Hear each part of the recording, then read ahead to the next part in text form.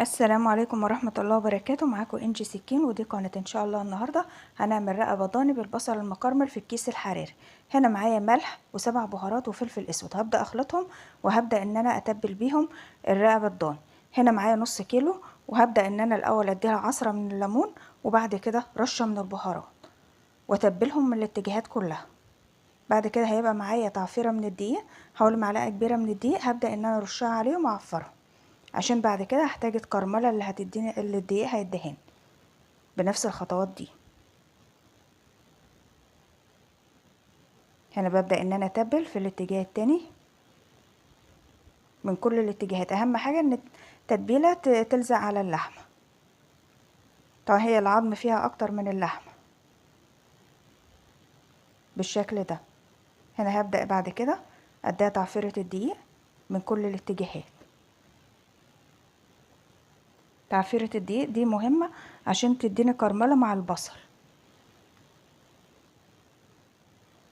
هنا معايا حلة بدأت ضفت لها معلقة كبيرة من السمنة، والحلة طبعا سخنة. بعد كده ببدأ ان انا اضيف اللحمة واشوحها تشويحة كويسة. بعد ما بتتشوح ببدأ اضيف لها معلقة او نص معلقة صغيرة من الثوم المفروم الناعم. هنا اهم حاجة ان انا بشوح في كل الاتجاهات. هنا هبدأ اضيف الثوم واقلب.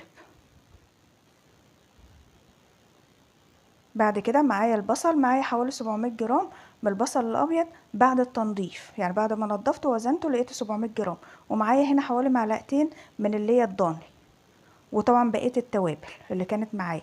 بعد شوية من التقليب ببدأ ان انا اضيف قرفة بودر. اهم حاجة التقليب، وبعد كده بضيف لها مج من المية السخنة واسيبها لغاية ما تاخد غلوة كده، وبعد كده اضيفها في الكيس الحراري. اهم حاجة الكيس الحراري ان انا بعمل فيه فتحتين وبقفل واحطها على الرف الاوسط في الفرن واسيبها لغاية الكيس ما بيتنفخ. بعد كده بهدي النار واسيبها لغاية ما تستوي. هنا كان في الصوص ده كان ناشف شوية فضفت له شوية مية عشان الاكل، وهنا قدمته مع الرز ده.